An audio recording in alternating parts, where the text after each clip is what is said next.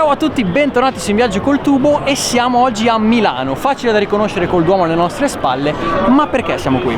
Perché abbiamo deciso di cominciare una serie di video per darvi informazioni pratiche e utili per visitare questa città. E visto che secondo noi il modo migliore per visitare Milano, almeno la parte centrale, è la metro, vi diamo qualche informazione in merito. Partiamo quindi dai biglietti perché, ok, potete fare il biglietto singolo, costa 1,50 € per la tratta urbana, ma se volete visitare un pochino la città, allora vi consigliamo il giornaliero che dura 24 ore e costa 4,50 €. Dovete timbrarlo ogni volta che entrate e uscite dalla metro e in realtà è valido anche su altri mezzi, su tutti i mezzi di superficie nell'area urbana di Milano e anche sulle ferrovie Trenord. La metropolitana è aperta ovviamente tutti i giorni, più o meno dalle 6 a mezzanotte e mezza, gli orari poi possono variare un pochino in base alla stagione, ai giorni, eccetera. Ci sono 4 linee, ma noi oggi vi parliamo più precisamente della rossa perché è la più storica e anche quella che tocca più mete turistiche. Quindi partiamo e visitiamo Milano con la linea rossa.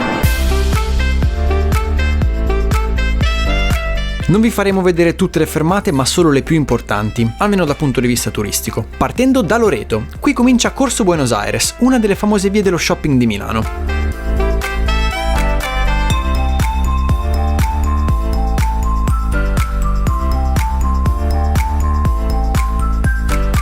Se invece volete già trovarvi a metà della via, vi consigliamo di scendere a Lima.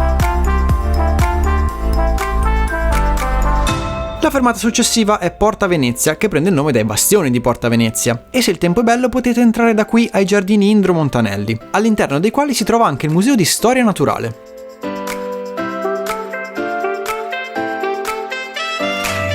Ma sia il museo la vostra meta, al posto di scendere a Porta Venezia e attraversare i giardini potete scendere a Palestro per trovarvi direttamente di fronte all'ingresso.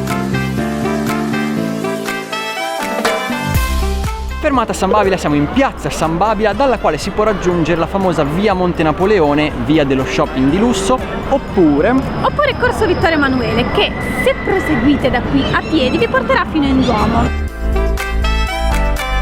Ovviamente il Duomo è raggiungibile anche con la metro, ma piccolo consiglio da insider: se ci arrivate a piedi da Corso Vittorio Emanuele eviterete i ragazzi che cercano di vendervi i braccialetti, e inoltre il corso è molto carino da percorrere.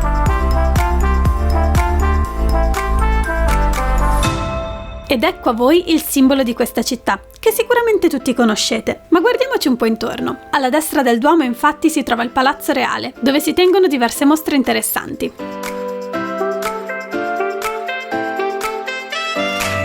Alla sinistra del Duomo invece troviamo la bella Galleria Vittorio Emanuele, una via dello shopping coperta con negozi, ristoranti e bar. Qui si trova anche il centro informazioni della città di Milano, nel caso ne aveste bisogno. Sul pavimento a mosaico della galleria è ritratto un toro, che attrae tutti i turisti perché pare che pestargliele porti fortuna. Nel tempo talmente tante persone se la sono presa con le parti basse del povero animale che il mosaico era sparito, consumato sotto le suole, ma di recente al toro è stato fatto un trapianto e tutto è di nuovo al suo posto.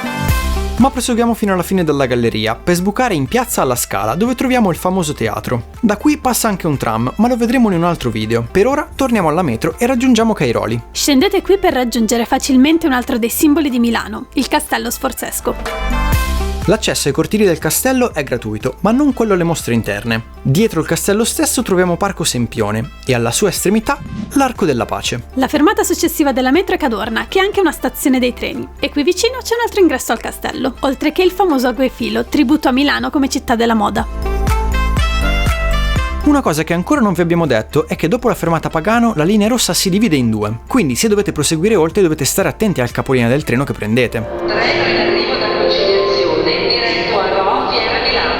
Allontanarsi dalla linea gialla di sicurezza. Questo è il nostro. Ultima fermata Amendola, non perché è l'ultima fermata della rossa, ma perché oggi noi ci fermiamo qui. Da qui si accede a City Life, la nuova frontiera dell'architettura milanese, tutto nuovo, tutto tecnologico, tutto molto bello. E da questa fermata si accede anche alla Fiera Campionaria, a cui potete arrivare anche scendendo a Lotto. Sì. Per Rofiera invece dovete rimanere su questa linea ma comprare un altro biglietto, infatti il biglietto giornaliero è valido solo per l'area urbana e Rofiera è nell'area extraurbana. Detto questo, noi speriamo che questo primo video milanese vi sia piaciuto, noi continueremo la serie, fateci sapere con un commento che ne pensate. E prima di chiudere volevamo parlarvi di un nuovo gruppo Facebook che stiamo utilizzando da poco e si chiama The Locals, in cui potete chiedere informazioni sulle città che state visitando a chi effettivamente ci vive.